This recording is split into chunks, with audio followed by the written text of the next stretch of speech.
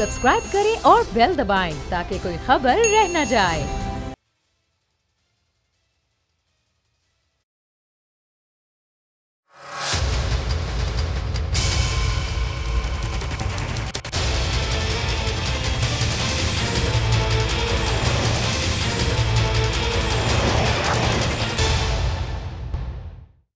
अस्सलाम वालेकुम, आप देख रहे हैं प्रोग्राम बस बहुत हो गया। मैं हूं अरबाब जहांगीर। नाज़रीन, 4 रोज़ कबल यानी जुमे के रोज़ कराची में एक इंतहाई अफसोसनाक वाक़या पेश आया। 5 साला बच्ची मरवा अपने घर से चीज़ लेने निकली, दुकान पर गई, उसने वहाँ बिस्किट ख़रीदा, लेकिन वो वापस घर नहीं पहुँच पाई।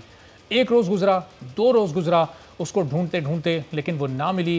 पुलिस ने कोई कार्रवाई नहीं की। जो मुतासरा फैमिली थी उसने खुद ही कोशिश करके उस बच्ची की लाश कचरा कुंडी से ढूंढी। उसके बाद भी उनके मसाइल का सिलसिला थमा नहीं, कम नहीं हुआ और वो फैमिली अभी तक इंतहाई मुश्किल में है।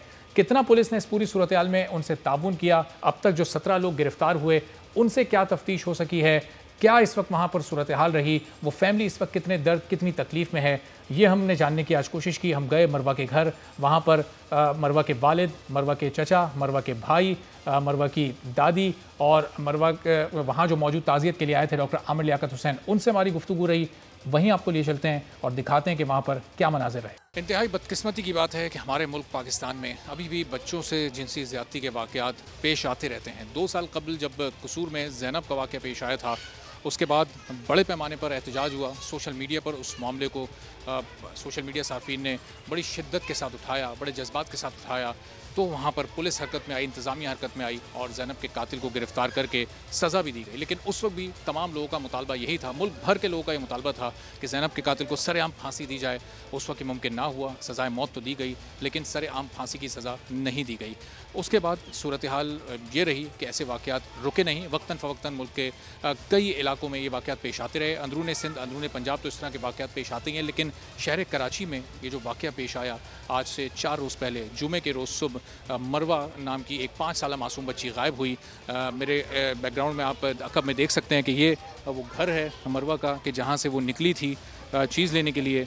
यहाँ से ज़रा सा आगे जाके एक दुकान है, वो भी हम आपको दिखाएंगे जहाँ से वो चीज़ लेने गई, लेकिन उसके बाद वो वापस नहीं आई। ये मरवा का वो घर है कि जहाँ से वो निकली और इस अफसोसनाक, कर्मनाक और इंसानियत सोज वाक़े का निशाना बनी। चीज़ लेने के लिए निकलने के बाद वो घर वापस ना लौट सकी। इस वक्त इलाका मकीन शिद्दत गम से यहाँ पर निढाल हैं। इस वाक़े के बाद पुलिस में रिपोर्ट दर्ज कराई गई, लेकिन पुलिस ने 2 रोज़ तक कोई कार्रवाई नहीं की और उसके बाद इन लोगों को एहतजाज करना पड़ा। एहतजाजन ये लोग सड़क पर निकले, अपना मुजाहरा रिकॉर्ड करवाया और उसके बाद फिर इंतज़ामिया को होश आया, फिर पुलिस ने इनसे रब्ता किया। लेकिन इसी असना में मरवा अपनी जान से जा चुकी थी। कचरा कुंडी में उसकी लाश मिली। वो कचरा कुंडी भी अभी हम आपको दिखाएंगे कि जहाँ से उसकी लाश मिली और उसके बाद पुलिस हरकत में आई और फिर इस मामले की इन्वेस्टिगेशन को आगे बढ़ाया गया। मरवा के घर से उस गली से जब हम निकल के बाएं जाने मुड़ते हैं तो चंद कदम के फासले पर यह दुकान है जहाँ जुमे के रोज़ सुबह मरवा चीज़ लेने आई थी। इस दुकान से वो चीज़ लेकर वापस तो पलटी लेकिन घर ना पहुँच सकी और 2 रोज़ बाद उसकी लाश कचरा कुंडी से मिली। तो उस दुकान पर हम मौजूद हैं जहाँ से मरवा ने आखिरी बार जुमे के रोज़ सुबह चीज़ ली थी। दुकानदार साहब हमारे साथ मौजूद हैं। अस्सलाम वालेकुम सलाम। क्या नाम है? रहमानुल्लाह। रहमान साहब, कितने बजे मरवा आखिरी बार आई थी, क्या वक्त था वो और उसके बाद कुछ आपके पास क्या इन्फॉर्मेशन? ये सुबह के टाइम हम 6:30 बजे दुकान खोलते, 7 बजे के करीब टाइम था। बच्ची आई थी और मेरा बैठा हुआ था। इससे बिस्किट लेके गए हैं, टाइगर बिस्किट लेके गए हैं यहाँ से और साबिर नाम के लड़का था, मेरा बेटा है। सुबह 6:30-7 बजे आमतौर पर यहाँ जिस तरह अभी चहल पहल हमें नज़र आ रही है ऐसी? जी नहीं, बिल्कुल खामोशी थी। और यह है कि बच्ची यहाँ से बिस्किट लेके गई और यहाँ सीढ़ी से उतर के इस तरफ चली गई। ये फिर तो हमारे को यहाँ से यानी बाएं जानिब गई और यहाँ से जब सीधा पे मुड़ते हैं तो उसका अपना घर, वो अपना घर आ जाते हैं, मगर यहाँ सीढ़ी से उतर के आगे तो नज़र आते नहीं है। तो वहाँ तक देखी है, आगे देखी नहीं है। तो मरवा के घर के बाहर हम मौजूद हैं और इनके वालिद उमर सादिक साहब भी यहाँ पर हैं। इनसे भी हम इस वाक़े से मुताल्लिक जानते हैं। अस्सलाम वालेकुम। वालेकुम अस्सलाम। मेरे बहुत दुख और कर्ब की इस वक्त आप कैफियत में, इंतहाई अफसोसनाक के वाक़या पेश आया। क्या हुआ था, किस वक्त आपको इतना भी ज़रा बताइए। जी, ये जुमे के दिन सुबह को लापता हो गया था और दुकान पे गया हुआ था चीज़ लेने के लिए। फिर हमारा बच्ची घर पे नहीं आया। हमारा माँ ने भाई को बोला कि चलो तुम बच्ची को ढूंढ लो, अभी तक दुकान पे नहीं आया। तो जो है हमारा भाई उठ गया, दुकान पे और इस गली मोहल्ले में मोहल्ले में चेक किया, लेकिन हमारा बच्ची हमको नहीं मिला। फिर हमारा को नींद से उठाया कि भाई बच्ची आपका गुम हो गया है, चलो बच्ची को ढूंढते हैं, मस्जिद में ऐलान करवाते हैं। तो हमने मस्जिद में ऐलान भी करवाया, बहुत ढूंढा, लेकिन हमने सोचा इस मोहल्ले में हमारा बच्ची नहीं है, कोई बाहर से आया हुआ है, बाहर कोई ले गया होगा। तो हम बाहर बहुत ढूंढा, नहीं मिला हमारा को। फिर भाई ने बोले चलो थाने में पायर कटवा लेते। तो थाने पे गए, हमारा कच्चा पायर लिख दिया। फिर दूसरा दिन हो गया, हम फिर जो है ना निकल गए बच्चे को ढूंढने के लिए। फिर दूसरा दिन भी हमारे को बच्चे नहीं मिला। थाने से फ़ोन आया कि चलो भाई आप थाने आ जाओ, आपके पायर को अभी पक्का कर लेते हैं और आपके मोहल्ले में आएंगे और तफ्तीश करेंगे कौन सा घर है, कौन सा दुकान है, कौन सा मोहल्ला है। आप फ़ोन नंबर दे दो हमें, हम आपके साथ रबता करेंगे और मोहल्ले में आएंगे। फ़ोन नंबर भी लिया, रात भी हो गया, नहीं आया पुलिस जब नहीं आया, हम घर पे आ गए। तो घर पे जैसे आ गए तो रिश्तेदार ने बोला कि भाई अब उधर जो है ना आपकी बच्ची का जो है ना लाश पड़ा हुआ है। फिर हम गए तो वाकई हमारा बच्ची का जो है ना लाश कचरा कुंडी में पड़ा हुआ था। उसके बाद पुलिस ने अब तक कोई 16-17 लोगों को गिरफ्तार किया, अब उनके टेस्ट भी किए जा रहे हैं, उनसे तफ्तीश भी की जा रही है। अब मुतालबा आपका है क्या? पुलिस अगर कातिल तक पहुंच जाए, सज़ा उसको क्या होनी चाहिए?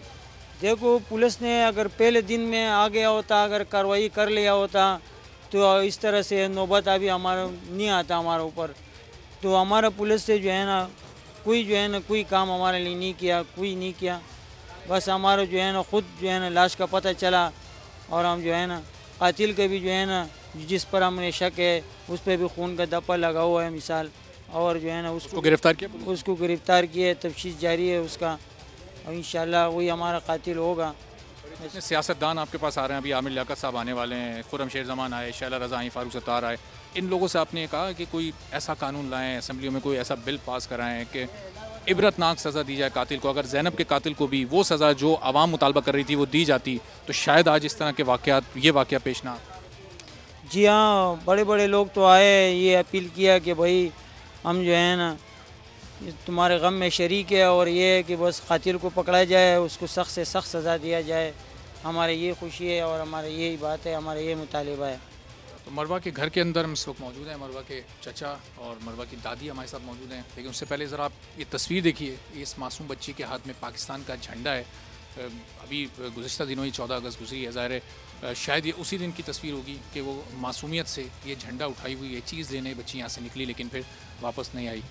किस तरह से आपको इत्तला मिली, किस तरह से बच्ची गई, फिर वापस नहीं आई? पुलिस अब तक जो कार्रवाई कर चुकी है, जब ये लाश आपको मिली कचरा कुंडी में, आपको पता चला, उसके बाद की क्या कार्रवाई रही? पुलिस ने उसके बाद आपसे ताउन किया, नहीं किया?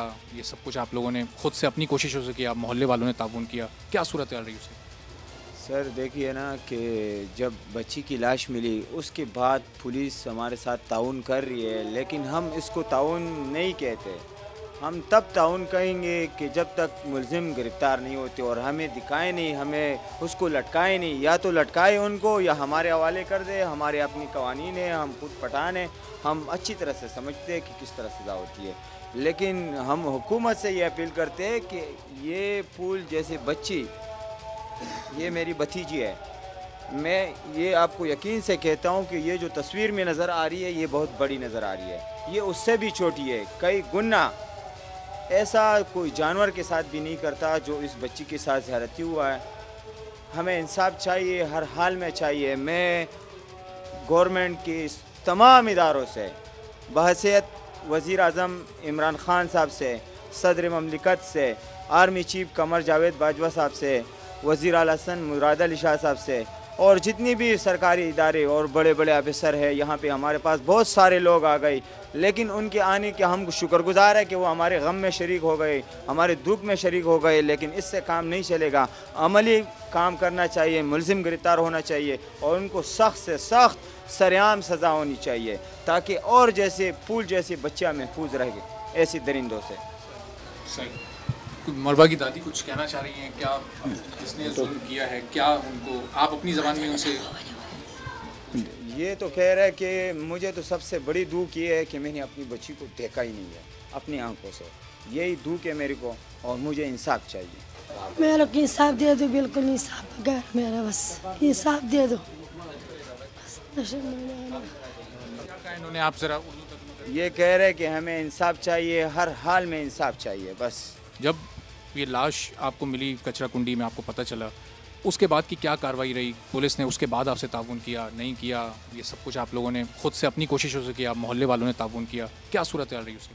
पुलिस जब पहुंची, पुलिस ने कहा हमसे कि आपको इब्तिदाई इतला किसने दी? मैंने कहा सर, जिस बंदी ने इतला दी थी उसको हमने घर भेज दिया। उसने कहा फ़ौरन उसको लेकर आओ। मैं खुद आया हूँ उसके पास, यहाँ से मैंने उसको पकड़ा, पुलिस के हवाले किया।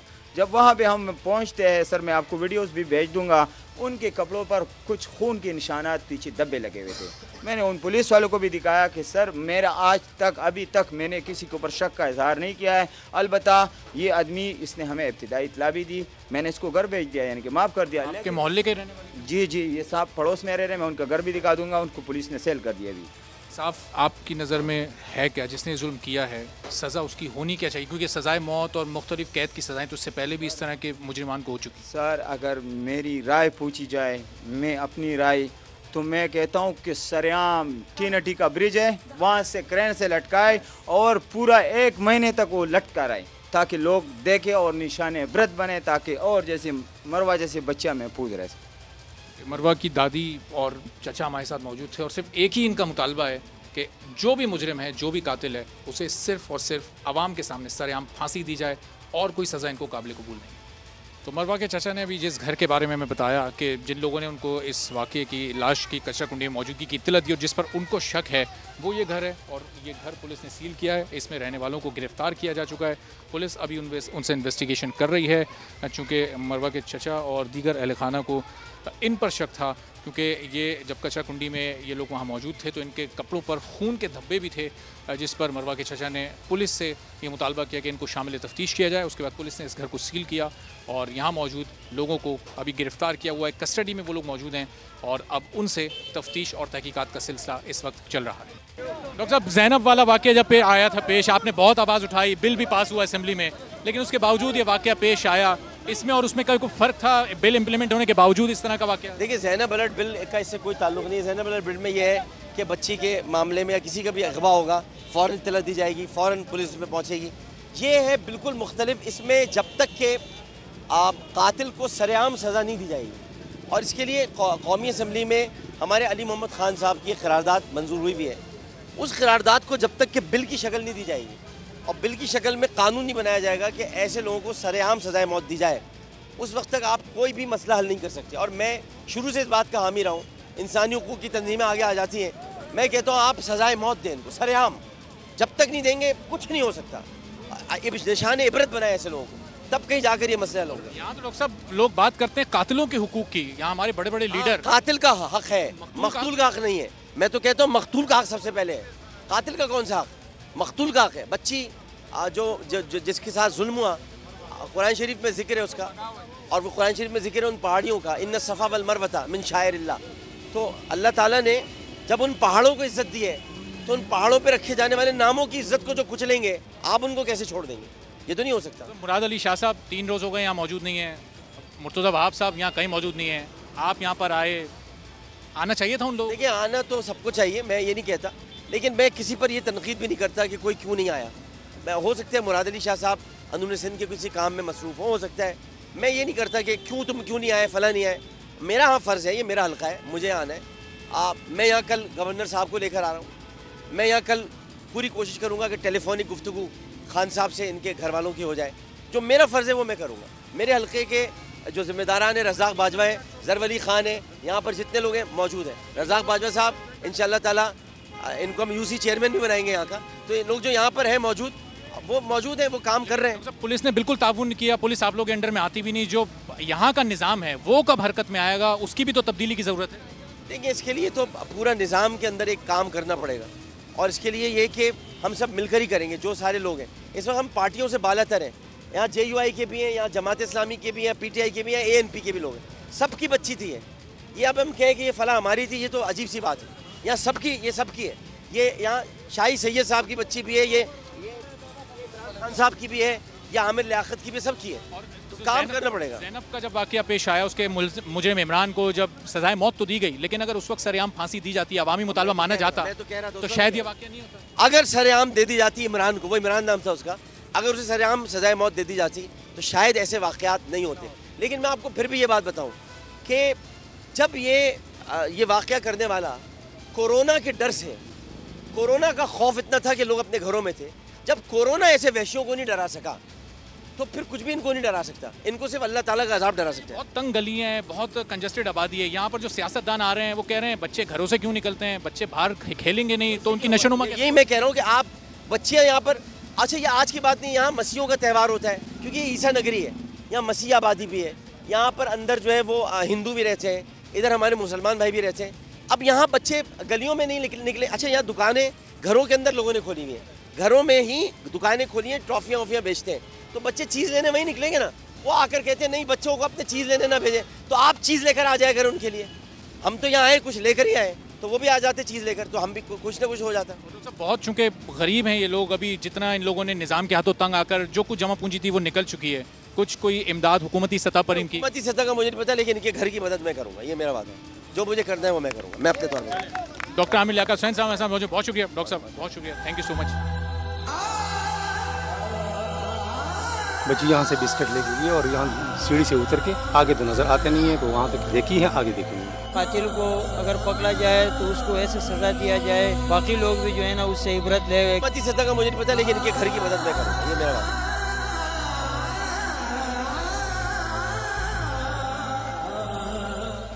तो ये सूरत हाल थी उस दुखियारी फैमिली की, उस ख़ानदान की जो कि इस वक्त इंतहाई तकलीफ़ में है, इंतहाई कर्ब में है, इंतहाई दर्द में है। और उस दर्द को महसूस करने वाला, बांटने वाला उनके साथ बहुत ही कम लोग हैं यहाँ के जो वहाँ जा रहे हैं, उनकी दाद रसी कर रहे हैं। इब्तदाई 2 दिनों में पुलिस ने उनके साथ कोई ताउन नहीं किया। पुलिस की नाअहली एक बार फिर खुलकर इस मामले पर सामने आ गई है। और न सिर्फ सिंध पुलिस की ये नाअहली है, बल्कि पंजाब में भी पुलिस के तबादले चल रहे हैं। वहाँ पर भी पुलिस के आईजी को आज तब्दील किया गया है। शुएब दस्तगीर थे जिनको अब हटाया गया। कलीम इमाम 2018 में आईजी थे और उसके बाद ये 5वें आईजी हैं जिनको 2 साल के अरसे में तब्दील किया गया। इनाम गनी को अब ये जिम्मेदारियाँ सौंपी गई हैं। लेकिन पंजाब में अपोजिशन जमात नून लीग, जो अपोजिशन की सबसे बड़ी जमात है, उसने उनकी तैनाती पर तहफ़्फ़ुज़ात का इजहार किया है। और ये बयानात सामने आए कि नून लीग को टास्क उनको दिया गया है इनाम गनी साहब को कि वो नून लीग को टारगेट करें, हिट करें। उज़्मा बुखारी साहबा ने गुफ्तगू भी की और इसी पूरे मामले पर हम बात करेंगे कि तैनाती क्यों हो रही है, ये गवर्नेंस के इशूज़ हैं, ये जो ब्यूरोक्रेसी और सिविल गवर्नमेंट का आपस में कम्युनिकेशन गैप है, इसकी क्या वजूहत हैं। खुर्रम दस्तगीर साहब हमारे साथ मौजूद हैं, नून लीग के सीनियर रहनुमा। सलीम बुखारी साहब भी हमारे साथ मौजूद होंगे और आगे चलकर डॉक्टर रमेश कुमार साहब भी इस मौजू पर हमें ज्वाइन करेंगे। खुर्रम साहब, आपको वेलकम करेंगे अपने प्रोग्राम में। आपकी जमात ने आज इस नई तैनाती पर खासे तहफ़्फ़ुज़ात का इजहार किया, क्यों आपको ये तहफ़्फ़ुज़ात हैं, क्या मामला है ये? जी तहफ़्फ़ुज़ात हमारी जमात के नहीं है, पंजाब के रहने वालों के तहफ़्फ़ुज़ात हैं। पंजाब में पिछले 2 सालों में अमन ओ अमान की सूरत हाल मुस्तकिल मखदूश होती जा रही है, चाहे वो जो पेटी क्राइम थे उनके हवाले से हो या हीनस क्राइम थे उनके हवाले से हो। और ये मामलात बढ़ते जा रहे हैं। पुलिस के अंदर, थानों में करप्शन पहले से कहीं ज़्यादा बढ़ चुकी है और जो आवाम की दाद रसी है, जिनमें उनको एहसास हो कि हुकूमत रिस्पॉन्ड करती है, जिसका एक मॉडल शहबाज शरीफ साहब ने कायम किया था, वो अब ख़त्म हो गया। और यहाँ हमारे ज़िलों में पुलिस कुछ भी कर गुजरे, लाहौर में उसका नोटिस लेने वाला कोई बाकी नहीं रहा। तो ये जो 5 आईजीज की तब्दीली है, ये असल में एक मर्ज की अलामत है और मर्ज पंजाब हुकूमत के अंदर। तो खुर्रम साहब, अब इसको हम ऐसे नहीं ले सकते कि एक कोई ऑफिसर अगर अपनी जिम्मेदारियां पूरी तरह नहीं निभा रहा हो, अपना काम पूरी तरह से नहीं कर पा रहा हो, तो गवर्नमेंट उसको चेंज करने का मैंडेट रखती है कि अगर गवर्नमेंट किसी के काम से मुतमईन नहीं है, कोई टास्क दिया गया, वो टास्क उसने पूरा नहीं किया, अमन ओ अमान की वो सूरत हाल नहीं रही, तो चेंज करके दूसरा ऑफिसर ले आए, वो नहीं कर सका, तीसरा ऑफिसर ले आए। इसमें फिर प्रॉब्लम क्या है? जी, असल में अगर तो बुनियाद परफॉर्मेंस हो तो फिर भी इसको समझा जा सकता है, लेकिन ये तो नहीं हो सकता कि आप 25 महीनों में 5 आईजी बदल दें और छठे के ऊपर आ जाएं। ये तो जाहिर करता है कि हुकूमत के अंदर जो नालायकी का वायरस है, वो इसको बार बार इनमें बुखार होता है। और बुखार इसी बात पर होता है कि जब जो वज़ीर आला हैं उनके अंदर वो अहलियत ना हो, तो वो मुस्तकिल तौर पर मुख्तलिफ MPAs के और दूसरे जो इस हुकूमत के हिस्सेदार हैं उनके दबाव में रहते हैं। किसी की बात ना मानी जाए, किसी का मर्जी का ट्रांसफ़र ना हो। तो हमें तो जो खबरें हैं वो यही हैं कि ये जो तबादले हुए हैं, इनमें से एक भी परफॉर्मेंस पर नहीं हुआ।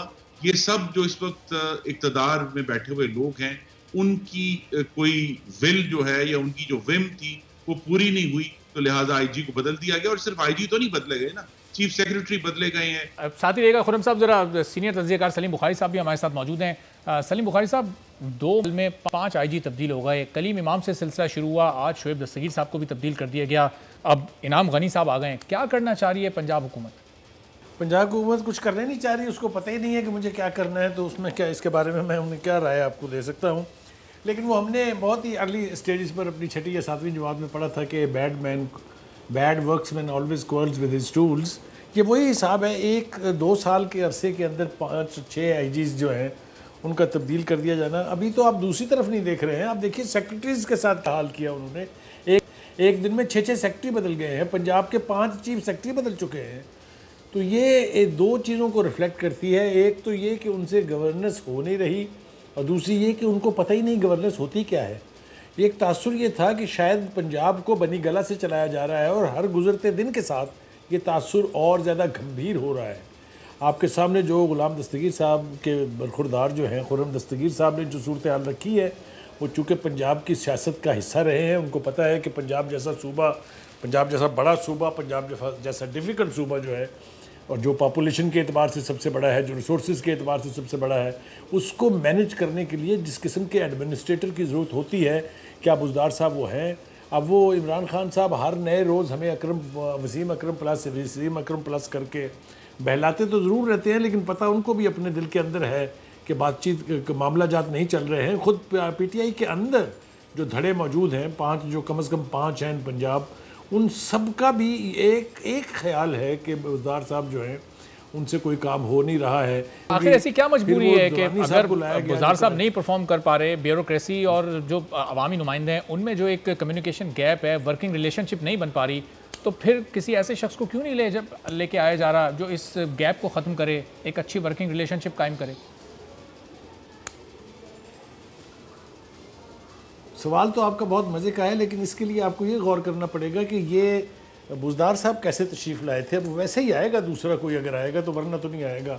आपको पता है कि इमरान खान के यहाँ दिमाग में एक ज़िद्दी बच्चा बैठा हुआ है। उन्होंने मंसूर अख्तर साहब को 50 टेस्ट खिलवा दिए थे, जबकि वो एक भी टेस्ट में परफॉर्म नहीं कर सके।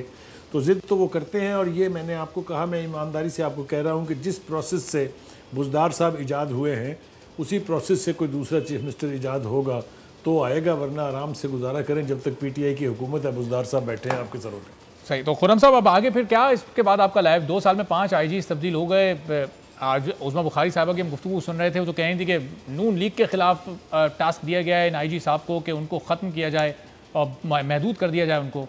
अब फिर आगे आप क्या लाहेमल देख रहे हैं? आगे किस तरह से आप सियासत को आगे बढ़ाएंगे? वैसे ही ज़ाहिर मुश्किल वक्त हैं, अदालतों में आपके केसेस भी लगे हुए हैं।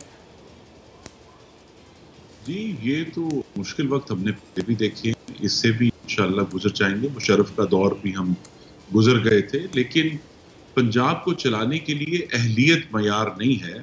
इमरान खान को एक रिमोट कंट्रोल चाहिए चीफ मिनिस्टर हाउस में, जिस तरह इस वक्त खैबर पख्तूनख्वा में वो रिमोट कंट्रोल से हुकूमत चल रहे हैं। तो रिमोट कंट्रोल ख़राब हो जाएगा तो दूसरा ले आएंगे, लेकिन अगर अहलियत मयार होता तो फिर कोई और ही शख्स जो है या खातून जिसमें अहलियत हो वो यहाँ मौजूद होते हैं। लेकिन ऐसा कोई उनके पास फॉर्मूला नहीं है, क्योंकि वो पंजाब को अहलियत की बुनियाद पर नहीं चलाना चाहते, और उनको ये भी एहसास नहीं है कि पंजाब बतौर सूबा दुनिया के गालिबन 110 ममालिक से जो आबादी के लिहाज से बड़ा है, उसके लिए एक पूरी एडमिनिस्ट्रेटिव जो एक्टिविटी है और उसका जो मुतहर्रक होना है चीफ मिनिस्टर का, उसको तमाम मामलात की, लेजिस्लेशन की, एडमिनिस्ट्रेशन की, लॉ एंड ऑर्डर की, जो चले शुरू में नहीं कुछ महीने लगते हैं समझने में, लेकिन अब तो 25 महीने हो गए, अब तक तो मामला खुल जाना चाहिए था, और ये खुल गया है कि ये जिस तरह चीफ जस्टिस ने वफाकी हुकूमत के बारे में, पंजाब हुकूमत में भी ना काबिलियत है ना सलाहियत है, और पंजाब के 11 करोड़ लोग हैं उनको एक नाहल और नालायक हुकूमत के सर पर छोड़ दिया गया है, और हम सब सफर कर रहे हैं, हमारे बच्चे स्कूलों में सफर कर रहे हैं। सही। खुर्रम दस्तगीर साहब और सलीम बुखारी साहब इस वक्त हमारे साथ मौजूद हैं। गुफ्तगू हमारी जारी है, एक ब्रेक लेते हैं, ब्रेक के बाद हुकूमती जमात का मौक़िफ़ भी जानेंगे। डॉक्टर रमेश कुमार साहब हमारे साथ मौजूद होंगे एक ब्रेक के बाद।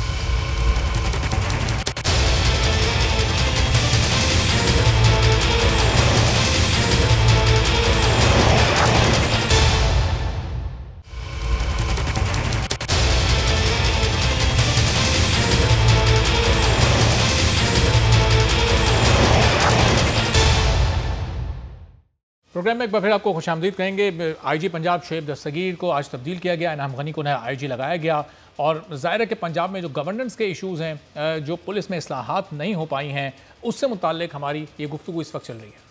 यहाँ बिल्कुल रिस्पॉन्स खत्म हो गया है कि भाई वही पंजाब हुकूमत जो शहबाज शरीफ के नीचे जो है लोगों को मुफ्त दवाइयां दे रही थी, मुफ्त टेस्टिंग कर रही थी, हेपेटाइटिस सी की दवाइयां मुफ्त दे रही थी, कैंसर के इलाज कर रही थी, सड़कें बना रही थी, स्कूल बना रही थी।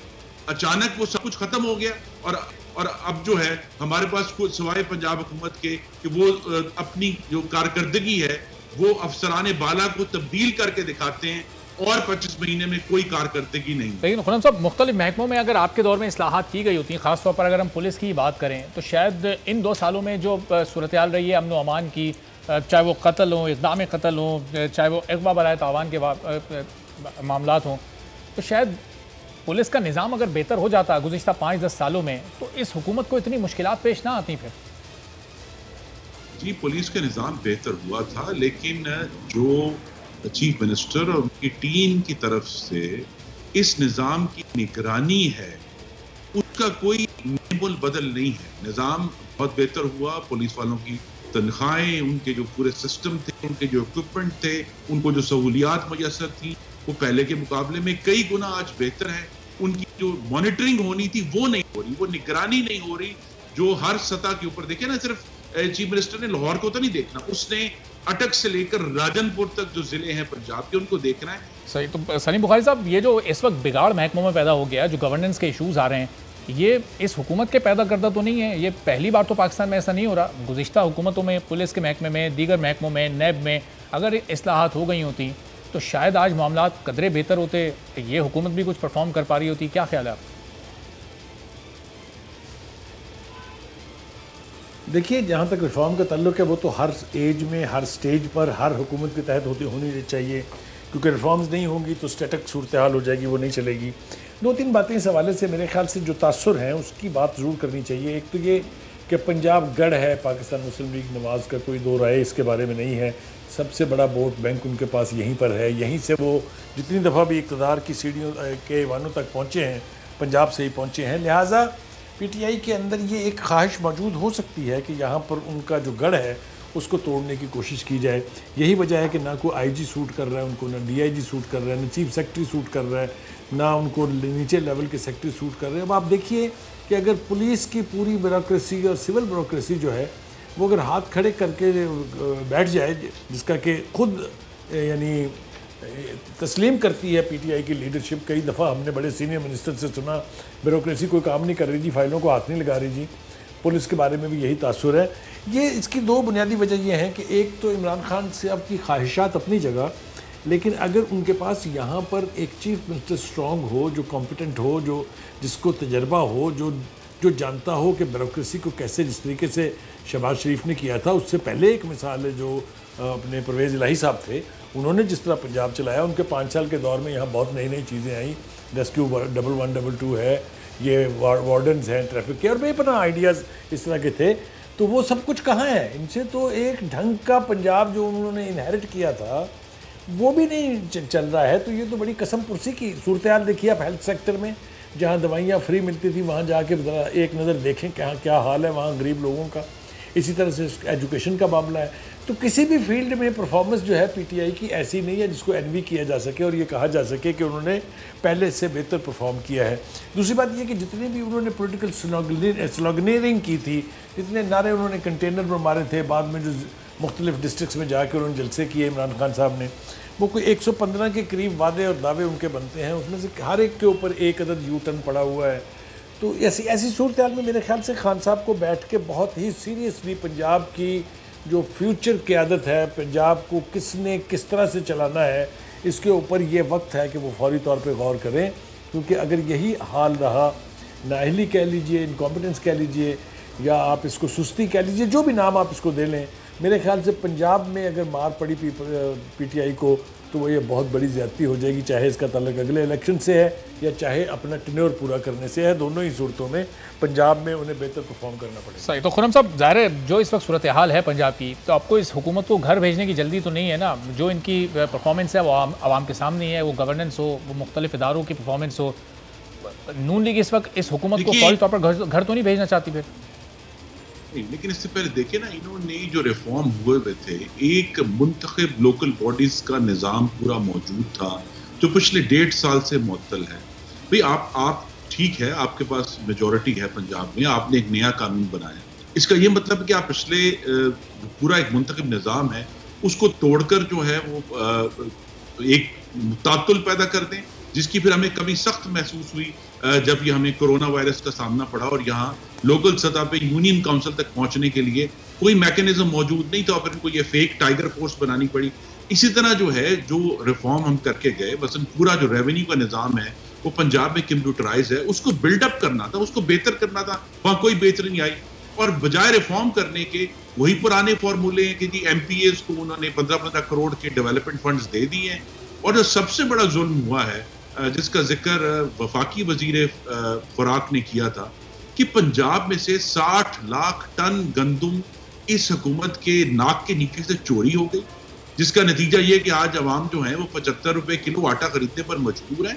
तो यहाँ एक बहुत ही गंभीर सूरत हाल है।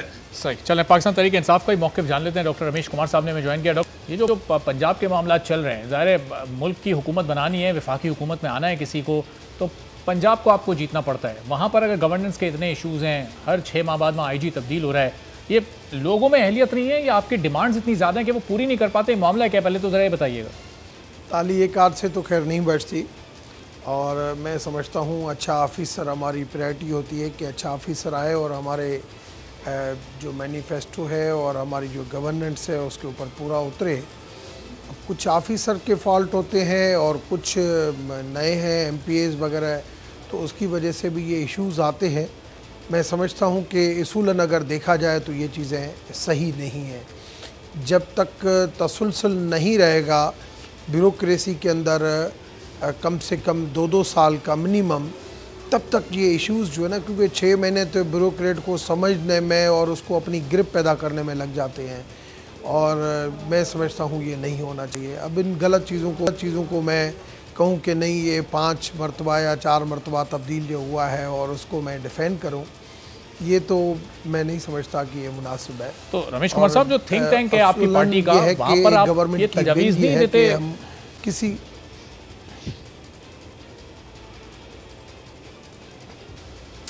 देखिए, ये कौन नहीं समझता, एक हर बंदे को पता है कि ब्यूरोक्रेसी के अंदर बार बार तब्दीलियाँ नहीं होनी चाहिए, मगर जब ब्यूरोक्रेसी परफेक्ट तरीके से काम नहीं करेगी तो फिर ये तब्दीलियाँ होंगी।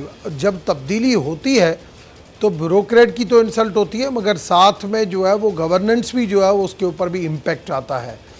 तो ये चीज़ मैं मानता हूँ कि ये ऐसा नहीं होना चाहिए, एक तसलसल बरकरार हो।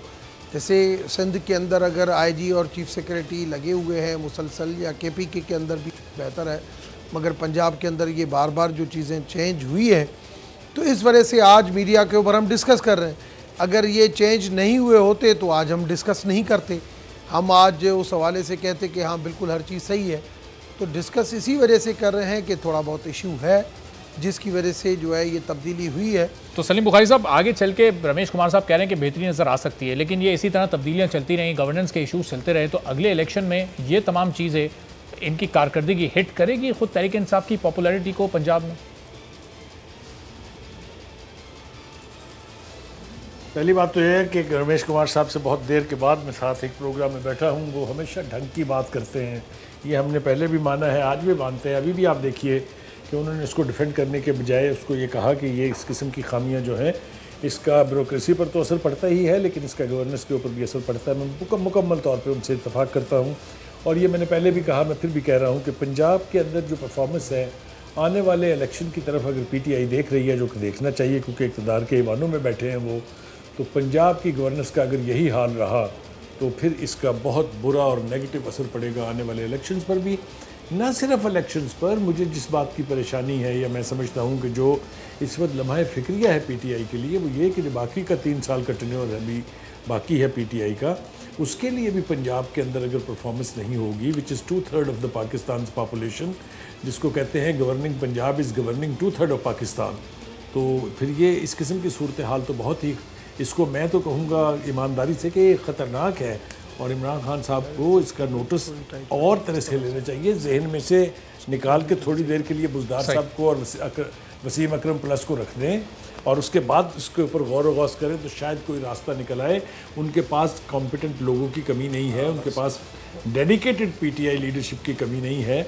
उनको ये फैसला जिद की नज़र करने के बजाय इसको रिव्यू करने के लिए तैयार होना चाहिए। सही है। तो खुर्रम दस्तगीर साहब, एज ऑपोजिशन पार्टी आपके पास क्या तजावीज़ हैं इस सूरत हाल को बेहतर करने के लिए? हुकूमत को क्या तजवीज़ देना चाहेंगे? जी, हुकूमत को सबसे पहले तो अगर वो संजीदा हैं तो उन्हें लोकल बॉडीज़ का निज़ाम बहाल करना चाहिए जो एग्जीक्यूटिव अथॉरिटी के ज़रिए उन्होंने ख़त्म किया है, और जहाँ भी हो सके वहाँ मुंतखब नुमाइंदों के ज़रिए उनकी मुशावरत से ऑपरेट करें। और मुशावरत का ये मतलब नहीं कि मेरा SHO लगा दे और मेरा पटवारी लगा दे, उनसे मुशावरत करें कि हम आवाम की खिदमत किस तरह करनी है। सेहत के मामले में, तालीम के मामले में वो तमाम जो फंडिंग पिछली हुकूमत में, मुस्लिम लीग नून की हुकूमत में अवेलेबल थी, वो आज अवेलेबल नहीं है स्कूलों को, अस्पतालों को। तो जब तक वो अपने मामलात को मैनेज नहीं करते, और असल जो इशू है जिसकी तरफ मैंने इशारा किया आपके प्रोग्राम में, वो इमरान खान साहब का जहनी दिवालियापन है, जिसके तहत वो रिमोट कंट्रोल से 2 सूबे चलाना चाहते हैं। गालिबन तीसरा भी चला रहे हो शायद बलोचिस्तान। और पंजाब के शहरी को अपने जाती तजर्बे से मालूम है कि पिछले 2 साल में पंजाब की गवर्नेंस का भुरकस निकल गया है और बेड़ा गर्क हो गया। और ये जो बेड़ा गर्क है, ये सबसे बड़ा लम्हा फिक्रिया होना चाहिए। तो इसमें बात करें, पंजाब असेंबली में हम मुस्लिम लीग नून के लोग बहुत बड़ी तादाद में, उनसे बात करें। यही फार्मूला वफाक में भी है और पंजाब में भी है कि जब तक आप सियासतदानों से, जो मुंतखब लोग हैं, उनके साथ गुफ्तगू करके अपना एजेंडा मुरतब नहीं करेंगे और सिर्फ ये कहेंगे कि जी हमारे पास इक़्तिदार आ गया तो हमारे पास बड़ा बड़ा प्रोटोकॉल है, तो इससे तो मामला हल नहीं हुए, ना पहले हल हुए थे ना अब हल होंगे। ठीक है, चलें, बहुत शुक्रिया खुर्रम दस्तगीर साहब। रमेश कुमार साहब कुछ कहना चाह रहे हैं, लेकिन रमेश कुमार साहब एक छोटा सा ब्रेक है, ब्रेक के बाद जब वापस आते हैं तो मैं आपको और कुछ कराची के जो मामलात हैं जिस पर वज़ीर आज़म ने पैकेज का ऐलान किया था, अब किस तरह से वो पैसा आएगा, कहाँ से? सिंध हुकूमत के पास अगर पहले से पैसा था तो उसने क्यों छुपा कर रखा हुआ था, वो लगाया क्यों नहीं, उस पर बात होगी एक ब्रेक के बाद।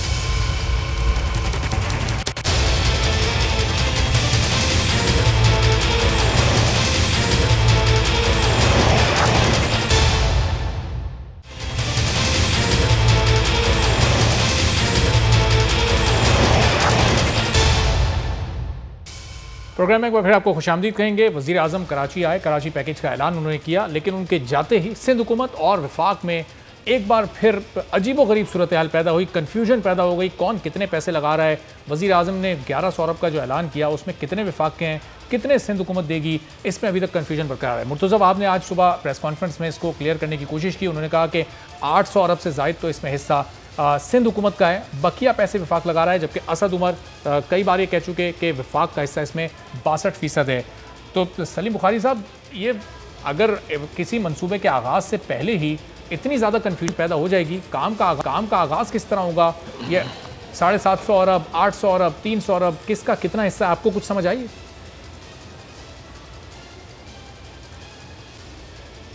देखिए, ख्याल ये था कि प्राइम मिनिस्टर कराची जाएंगे तो ये कन्फ्यूजन जो है ये कम हो जाएगा या ख़त्म हो जाएगा।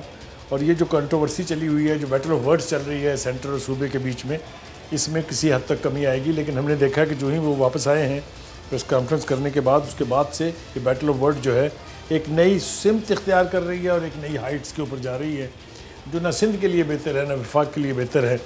जहाँ तक ताल्लुक़ है सरमाया जो मुहैया किया जा रहा है कराची की बहबूद के लिए, कराची की बेहतरी के लिए, रेस्क्यूज़ के लिए और उसके रिलीफ मेजर्स के लिए, उसके अंदर खुल के कैटेगोरिकली सिंध गवर्नमेंट कह रही है कि इसके अंदर 800 अरब से ज़्यादा हमारा सरमाया है, जबकि 300 अरब के करीब जो है वो वफाक देगा।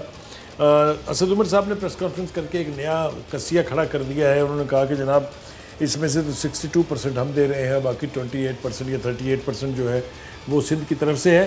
तो ये मुझे अजीबोगरीब सूरत हाल इसलिए दिखाई दे रही है कि अगर आप थोड़ा सा रिकॉल करें माजी में, तो जब से ये पीपल्स पार्टी की हुकूमत यहाँ हुई है, कोशिश ये की थी, चाहे वो आर्टिकल 149 के तहत थी, चाहे वो गवर्नर रूल लगाने के हवाले से थी, चाहे वो GDA के साथ इलाहाक करके वोट आउट करने की थी, चाहे फॉरवर्ड ब्लॉक पीपल्स पार्टी में बनाने की थी, बेपनाह चीज़ें कोशिशें जो हैं वो हुई हैं कि वहाँ से पीपल्स पार्टी की हुकूमत का खात्मा हो। मेरे ख्याल से अब एक म्यूचुअल को एग्जिस्टेंस की तरफ बढ़ना चाहिए प्राइम मिनिस्टर साहब को, कि ये 5 साल का टेन्योर जो उनका है उसी तरीके से उनका है। असल में झगड़े की वजह कुछ और है, वो हम पता नहीं क्यों झिझकते हैं उसके ऊपर बात करते हुए। मेरे ख्याल से ये सारा जो मामला है इसके पीछे वही 18वीं तरमीम, वो 18वीं तरमीम है जी जिसको अमेंड करने की कोशिश हुकूमत करना चाह रही है, और उसकी वजूहात जो है वो भी बहुत सिंपल, मैं it is not over simplification, but मैं उनको मेन बातें आपको बता देता हूँ। एक तो उसके तहत जो रिसोर्सेज हैं उसकी तकसीम का इख्तियार जो है वो सूबों को चला गया है, और दूसरा जो प्रेसिडेंट होते थे उनके पास एक 58(2)B का हथियार था, to dismiss the governments and dissolve the assemblies, वो ख़त्म हो गया है। तो इसको ग्रज किया जा रहा है, क्यों किया जा रहा है मुझे समझ में नहीं आती, क्योंकि प्राइम मिनिस्टर साहब को तो इस पर इत्तफाक करना चाहिए कि सेंटर में उनकी गवर्नमेंट है, पंजाब जो सबसे बड़ा सूबा है वहाँ उनकी हुकूमत है, KPK में उनकी हुकूमत है, बलूचिस्तान में उनकी मखलूत हुकूमत है। तो फिर ये जो कॉन्स्टिट्यूशनल अमेंडमेंट्स की तरफ बढ़ा जा रहा है, इसके असरात और इसके नुकसानात का ज़रा माजी की तरफ पलट के देखें। इब्तिदा में अगर जो पार्लियामेंट का मुश्तरका इजलास था वो अगर ढाके में हो जाता तो शायद आज ईस्ट पाकिस्तान हमारे साथ होता। इसके बाद भी जब कभी भी किसी ने कॉन्स्टिट्यूशन से खिलवाड़ किया है उसका नुकसान ही हुआ है कौम को और मुल्क को।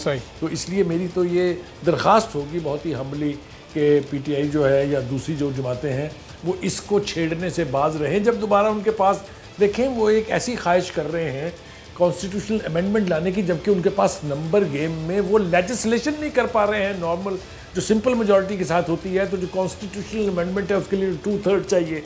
अब अगर उन्होंने चेयरमैन के इलेक्शन की तरह को रीस्टेज करना है तो मेरा ख्याल है जमहूरियत की बसात फिर यहाँ से बैठे और सबको चाहिए कि अपने अपने घर जाए। तो रमेश कुमार साहब, जब तक ज़ाहिर है ये इख्तलाफात आपस में बरकरार रहेंगे तहरीक इंसाफ और पीपल्स पार्टी के, ये वफाकी हुकूमत और सिंध हुकूमत के, तो फिर ये पैकेज पर अमल दरामद किस तरह से हो सकेगा? 800 अरब पहले ही सिंध हुकूमत के पास थे अगर, तो फिर वज़ीर आज़म को एक कलेक्टिवली इसको अनाउंस करने की ज़रूरत क्या थी कि एक कन्फ्यूजन पैदा हुई। जो अपना फ़ंड था, जो अपना हिस्सा था, वो अपने MNAs के ज़रिए उससे तरक्याती काम करा देते। वो कराची में 14 लोग हैं आपके वहाँ पर।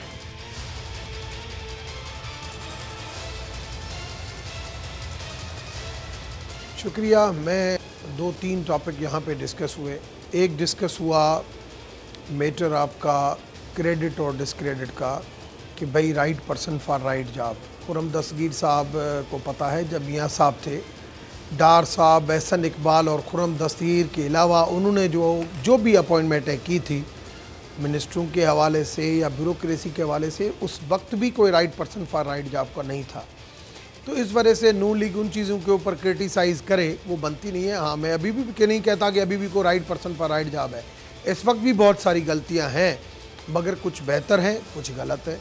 तो कम से कम पहली तो थ्योरी ये होनी चाहिए, हुकूमतें तब कामयाब होती है जब right person for right job हो और फिर right decision at right time होंगे।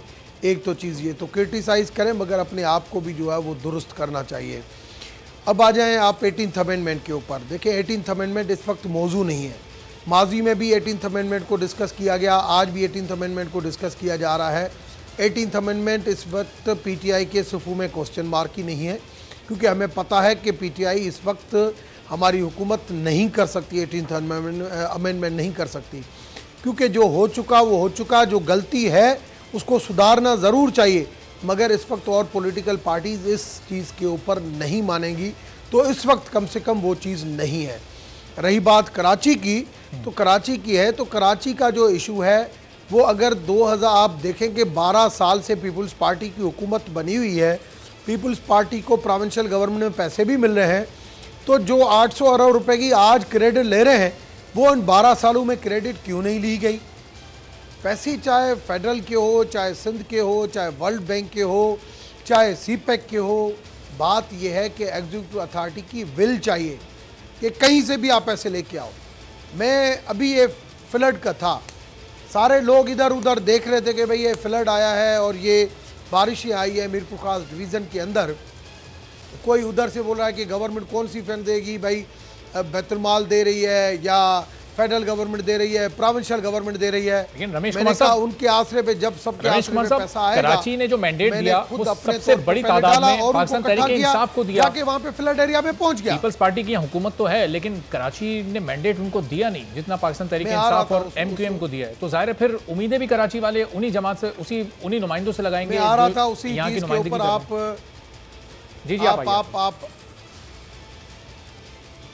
मैं उसी चीज़ के ऊपर आ रहा था कि बात सिंपल में ये है कि पीपल्स पार्टी की नहीं पहले विल थी आज फेडरल गवर्नमेंट की विल के बाद, प्रेशर के बाद, अवामी प्रेशर के बाद अगर वो हमारे साथ सहमत होकर काम करेंगे, पैसा मेन इशू नहीं है। आज भी मैं कहता हूँ पैसा मेन इशू नहीं है कि पैसा म्यूचुअल ग्रांट से फेडरल से आता है, प्रोविंशियल से आता है, वर्ल्ड बैंक से आता है। आप आगे काम बढ़ाते जाएं और पेशेंस के साथ, रेसिप्रोकल रेस्पेक्ट के साथ, जितनी रेस्पेक्ट इधर के कमेटी के मेंबरान की होनी चाहिए इतनी इधर के कमेटी के मेंबरान की होनी चाहिए। जब ये चीज़ें होंगी तो कराची के मसाइल हल होंगे। नहीं तो ये बिजनेस कम्युनिटी पहले ही कह चुकी है कि बाबा फौज के हवाले कर दोगे, 6 महीने में ये ठीक कर जाएं। कराची चूँकि मेट्रोपॉलिटन सिटी है, यहाँ से ज़ाहिर है पाकिस्तान का माशी हब है। अब इसका हल है क्या? वज़ीर आज़म ने ऐलान कर दिया, कन्फ्यूजन अपनी जगह बरकरार है। अब आगे होना क्या चाहिए? कराची की हालत कैसे सुधरेगी? देखिए, पहली बात तो ये है कि अगर इस हुकूमत ने दानिशमंदाना काम किया होता तो जो लोकल बॉडीज़ के इंस्टीट्यूशंस थे उनको रिस्टोर करते, उनको बाइख्तियार बनाते, तो मेरे ख्याल से ये जो शोर गौगा इस वक्त उठ रहा है ये नहीं होता। यही सूरत पंजाब में भी दरपेश है कि इलेक्शन भी करवाए और उसके बाद उनको ना इख्तियार दिए, ना उनके साथ वो सलूक किया गया जिसके वो मुस्तहिक थे, बल्कि उसकी बजाय वही साबका हुकूमतों की जो रविश है कि MNAs और MPs को आप पैसे दे दें, वो अपनी मर्ज़ी से जहाँ मर्ज़ी खर्च करें, जैसे मर्ज़ी खर्च करें। तो या तो फिर लोकल बॉडी जो इंस्टीट्यूशन है उनका कॉन्सेप्ट ही ख़त्म कर दें। अगर आपने उनको ऑपरेट भी नहीं करना, अगर आपने उनको फाइनेंशियल पावर्स नहीं देनी है तो फिर ये नॉमेनक्लेचर भी ख़त्म करें। और दूसरी बात यह है कि कराची, फिर मैं आपसे कह रहा हूँ कि उसकी ज़िम्मेदारी है, 40 साल से वहाँ कराची के उमूर कौन चला रहा था वो आपको भी पता है, रमेश कुमार साहब को भी पता है, मुझे भी बहुत अच्छी तरह से पता है। उनसे तो कोई पूछ नहीं रहा है कि भाई साहब आप मुझे बताइए, आप best mayor of the world तो बन गए थे, किसके हुक्म पर आप काम करते थे, क्या काम आपने किए हुए? आज खुद MQM ही कीड़े निकाल रही है उसके अंदर। तो उनसे भी जवाब ज़रूर लेना चाहिए। जो इस वक्त हुकूमत की LI पार्टी है वो सिर्फ पीपल्स पार्टी का कसूर नहीं है। अगर पिछले 35 साल की बात करते हैं तो उसके अंदर 3 तो मिलिट्री गवर्नमेंट्स थी, उनका भी टेन्योर आप देख लीजिए, कोई 9 साल था, कोई 11 साल था, कोई 13 साल था। बिल्कुल। तो ये सारा कुछ जो है इसको अब एक तरफ रख के जो वहाँ की इलेक्टेड लीडरशिप है, जो वहाँ के मुअज़्ज़िज़ीन सूबा हैं और शहर हैं, उनको चाहिए कि कोई एक ऐसा रास्ता निकालें कि कराची के लोगों को निजात मिले उन तमाम तर गंभीर मसाइल से। कचरा और ये बारिश के पानी ने जो तबाही मचाई है ये शर्मनाक है। कैसे हम दुनिया में कह सकते हैं कि कराची पाकिस्तान का पॉलिटिकल फाइनेंशियल हब है? कैसे हम कह सकते हैं कि ये हमारा कॉस्मोपॉलिटन सिटी है? आप हालात देखिए वहाँ के। यही सब लोग जिम्मेदार हैं जो वहाँ से इलेक्ट होते रहे हैं, जो वहाँ से इलेक्ट हुए हैं। इन्हीं को डिलीवर करना पड़ेगा। अगर ये नहीं करेंगे तो ये जवाबदेह होंगे कल। सही, बहुत शुक्रिया सलीम बुखारी साहब। डॉक्टर रमेश कुमार साहब हमारे साथ मौजूद थे और कराची के मसले का हल तजवीज़ कर रहे थे। कराची का मसला है, जिसका जितना भी हिस्सा हो वो पूरी दयानतदारी, पूरी ईमानदारी के साथ इस कराची पर लगाए ताकि लोगों को मसाइल से छुटकारा मिल सके। आज के प्रोग्राम से इजाज़त दीजिए। अल्लाह।